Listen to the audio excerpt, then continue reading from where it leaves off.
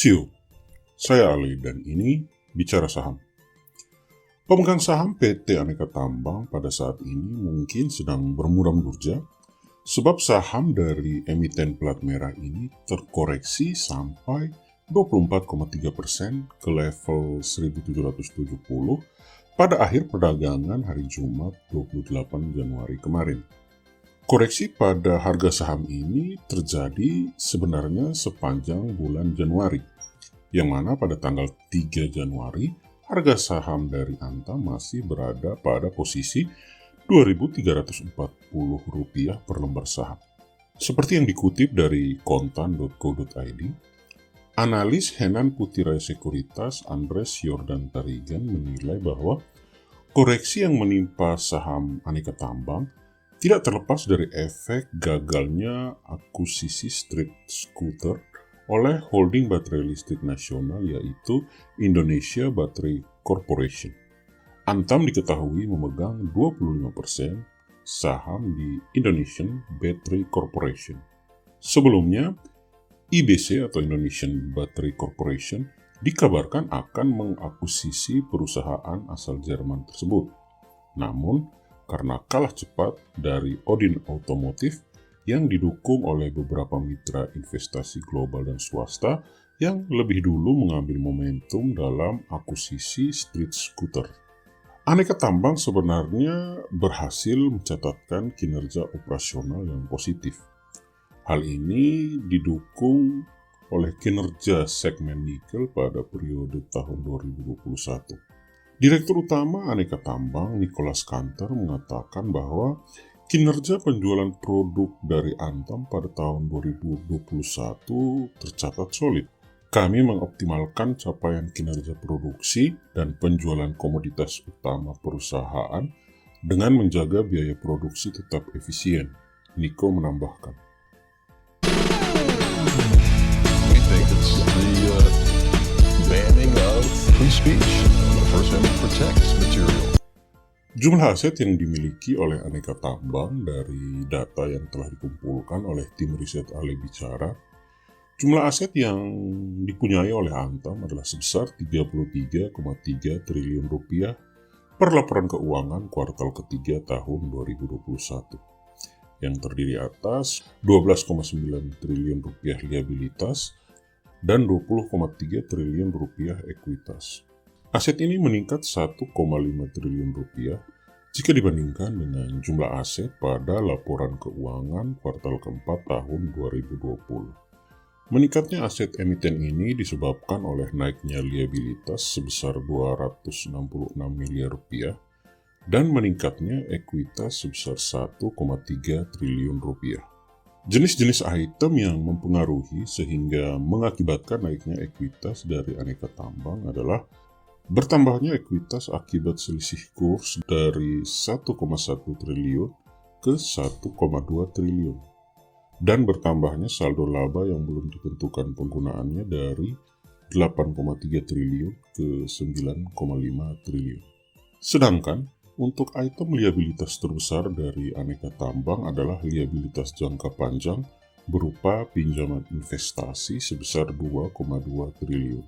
Serta untuk utang jangka pendeknya, jenis liabilitas yang dimiliki dan yang terbesar adalah utang obligasi senilai Rp2 triliun. Untuk rasio likuiditas dari Aneka Tambang sendiri, cash rasionya 71,7%, quick rasionya 95%, dan current rasionya adalah 125%, serta rasio debt to equity atau DER 63,6%. Ini artinya, jumlah kas dari Antam mencukupi untuk bisa menutupi sebagian besar utang jangka pendek yang dimiliki oleh perusahaan.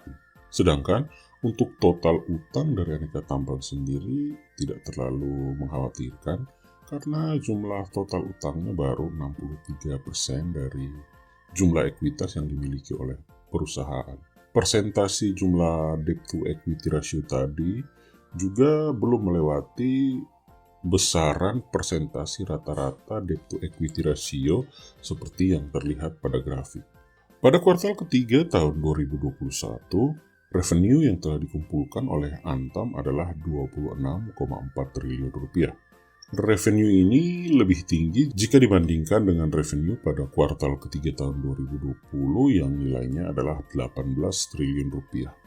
Revenue yang dihasilkan oleh Antam terdiri dari penjualan produk yang meningkat dari 17,9 triliun ke 26,3 triliun dan pendapatan jasa yang naik dari 115 miliar ke 143 miliar rupiah.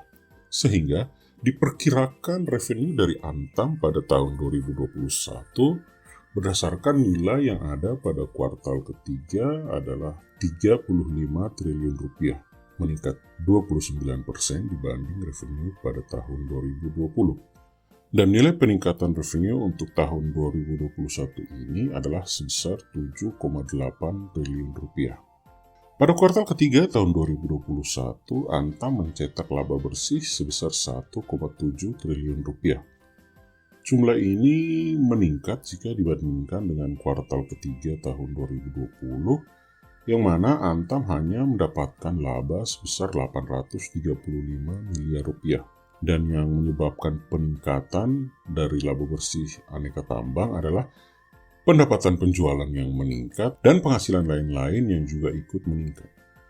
Ini menyebabkan proyeksi laba bersih dari Antam pada tahun 2021 berdasarkan nilai laba pada kuartal ketiga meningkat 98% dibandingkan laba bersih di tahun 2020.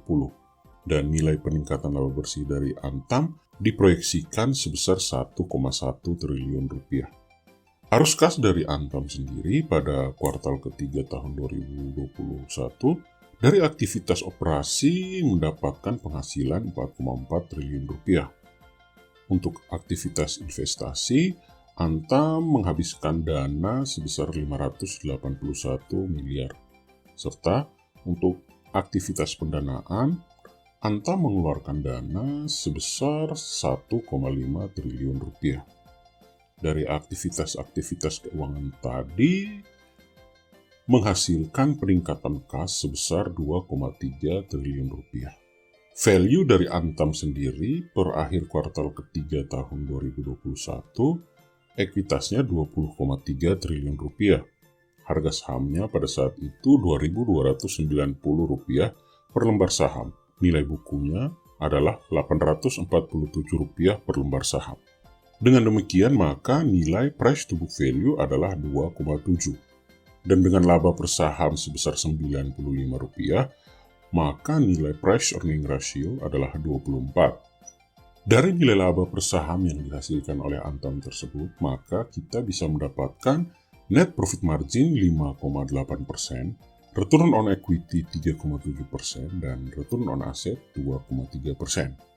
Untuk dividen pada tahun 2021, Aneka Tambang membagikan dividen sebesar Rp16,7 per lembar saham, atau sekitar Rp402 miliar kepada pemegang saham. Kesimpulan, pertama, aset perusahaan pada kuartal pertama tahun 2021 ini meningkat 1,5 triliun. Dan yang menyebabkan peningkatan aset tersebut adalah ekuitas. Ini adalah sebuah nilai positif bagi Antam. Kedua, proyeksi revenue di tahun 2021 akan meningkat 29% atau senilai 7,8 triliun rupiah. Ketiga, proyeksi laba bersih Antam untuk tahun 2021 adalah sebesar 2,2 triliun rupiah atau meningkat 98% dari laba bersih di tahun 2020. Keempat, persentase utang dari Antam hanya 63%, dan jumlah persentase dari utang ini berkurang 3% dari tahun 2020. Kelima, investasi ke aneka tambang pada saat ini menurut saya menarik, karena perusahaan ini memiliki fundamental yang oke, masih mencetak laba, rajin membagi dividen, tetapi yang perlu diingat adalah nilai margin profitnya yang tidak terlalu besar.